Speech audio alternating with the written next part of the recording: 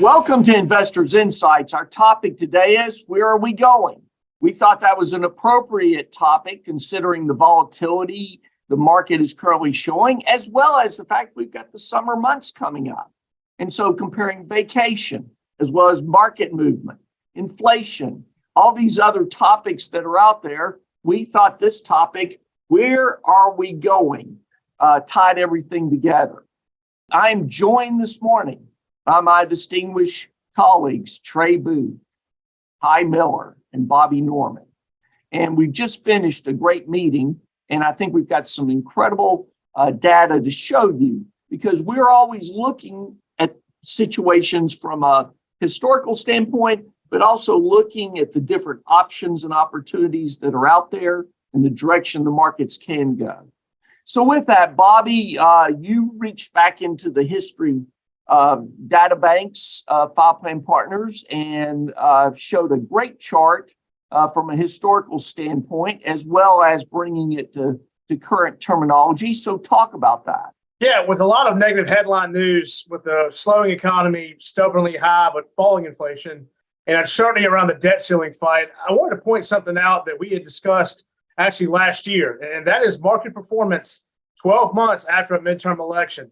And we actually showed this chart numerous times last year. So I wanted to give an update on where the market stands relative to history. Keep in mind, the average one-year gain for the S&P 500 following a midterm election is 14.5%, with the index up 18 out of 18 such periods going back to 1950. The positive news here is that stocks are right on track. As we pass the halfway point, the S&P 500 is up just over 7% since November 8, 2022. And another gain of just under 7% over the next 6 months would put the index right at its average post-midterm election gain of 14.5% and would secure a 19th consecutive gain in the 12 months after midterm. So as always, no guarantees, but we like the historical relevance. And as we get closer to the 2024 election, it's possible that policy could be more stock market friendly or less unfriendly than it is today. Which explains why this market pattern has worked so well historically after a midterm election. The current administration doesn't want to campaign on a weak economy or a bear market in stocks. So keep that in mind. And so we're watching to see if history repeats itself here. Well, and Bobby, I also appreciate you mentioning this chart last year, keeping people updated. Those of you that watch our vlogs on a regular basis, you will see us throughout the year refer to topics or charts that we have used in the past or have kept current in terms of trends, so that you can see how we are watching the markets in relation to people's financial blueprint, the economy, the Fed, and their decisions. With that as well, we've talked a lot about inflation. We've had people in the financial planning side and in some of the portfolio conversations say to us, well, gosh, things have gone up so much, or I've seen the costs go up to travel. But Trey, is confidence out there for people to take vacation? As we ask them, where are you going this summer? Are you taking a vacation? We got some good news on the CPI that came out last week, the Consumer Price Index, that all items, inflation was up only 4.96% year over year. Understand that when you're out there consuming and buying the goods that make up this number, that a 5% growth rate in cost year over year, it doesn't feel good, but it's definitely on the way down. The trajectory is positive. And if you look at year over year, the best number was transport. Transport was only up 0.30%. So that's a great spot that we're looking in terms of cost of moving things. What was concerning to us under the hood, though, if you look on this chart, is the month over month. And transport is actually the highest point of all the items we look at 1.15%. And why is that important? It's because we are heading into, as Greg mentioned, the summer travel season, the time of year where transport costs are most noticed by the U.S. consumer, and it hits the U.S. consumer pocketbooks, because the money you spend on fuel to get you to your location, that's money you can't spend once you get to that location, on dining, on hotels, on the things that make travel worth doing. Really, it's not the travel that's usually the fun part. It's once you get there. And so why is this time period so important? It's because if you look at May, June, July, and August back in 2022, the U.S. consumer consumed 48 billion with a B gallons of gas in this 4 month time period. Wow. So it's a staggering number when you think about it. So when you hear about just a 1 penny move up or down on the average price of a gallon of gas, that hits the U.S. consumer to the tune of $480 million. And so that's $480 million that they have left in their pockets to spend, or that are now out of their pockets they can't spend just for a 1 penny move. If you look at a dollar, that's $48 billion that the U.S. consumer can't spend. They're spending on getting where they're going as opposed to spending once they get there. And that's a real negative stimulant to the economy if gas prices go up. In reverse, though, if gas prices go down, that's a huge stimulant for the travel industry, the leisure industry, the restaurant industry. It really spreads out across the economy. So that's something we're watching throughout these travel months coming up. Can we keep the price of fuel, if nothing else, just flat year over year? Right now, it's looking pretty challenging going forward with the recent OPEC cuts, but it's something we're watching closely as we really hit up into what is really some of the peak travel seasons for the U.S. and globally. Yeah, that was great insight as we're going into these summer months, Trey. Appreciate you putting that together, both you and Bobby, and looking at historical data and then also looking forward and what we're dealing with here. And then Ty, you really opened our eyes today. And folks, I want to mention here as Ty's getting ready to give you some information here. This is what I call great conversation and really get you to see some additional factors besides the day-to-day market movements. So Ty, with that, talk about some of the companies out there and market capitalization.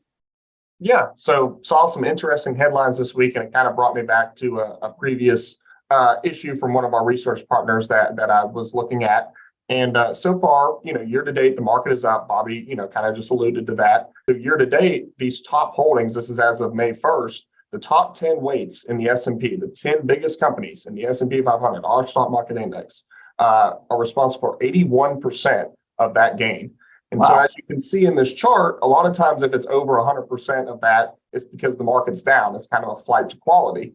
Here year to date, 81%, it's not over 100%, but we're seeing that flight to quality still. And so, with that becomes bigger companies. And so, headline this week, Apple was bigger than the entire UK GDP. That's one of the largest stock markets in the world. Apple has surpassed it. Just Apple alone.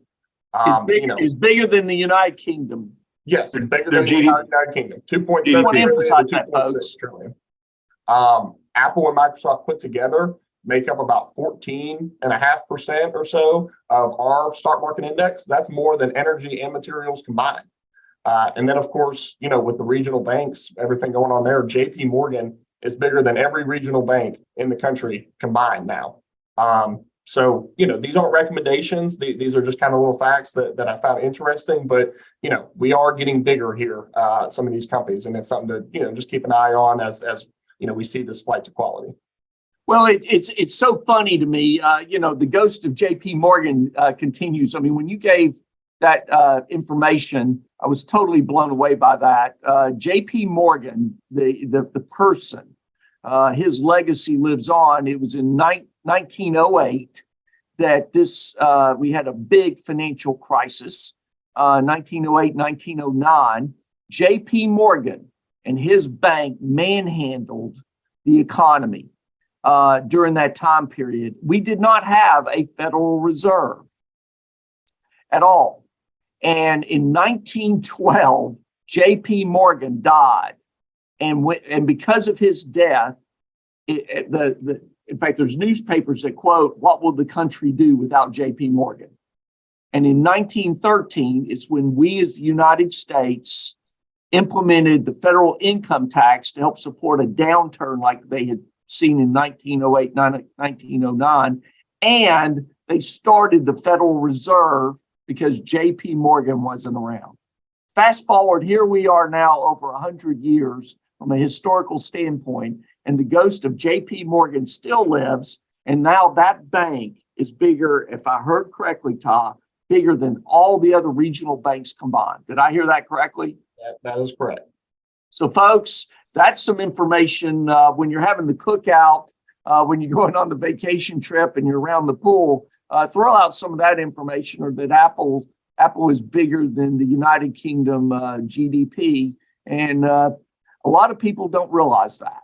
It's also from the standpoint history, as Bobby's talked about after midterm elections, as we've used historical data as well, look in the future with CPI and inflation and trends and what Trey has talked about, what Ty is talking about.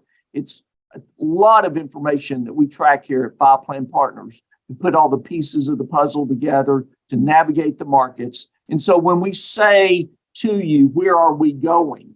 It's not only that we hope you have a great summer as we head in there and Memorial Day weekend coming up here before long, but also from the standpoint we're tracking to see different directions of how this market can perform in relation to your financial blueprint each and every day, so that you and all our clients, we can strive for them having a better, richer, fuller life.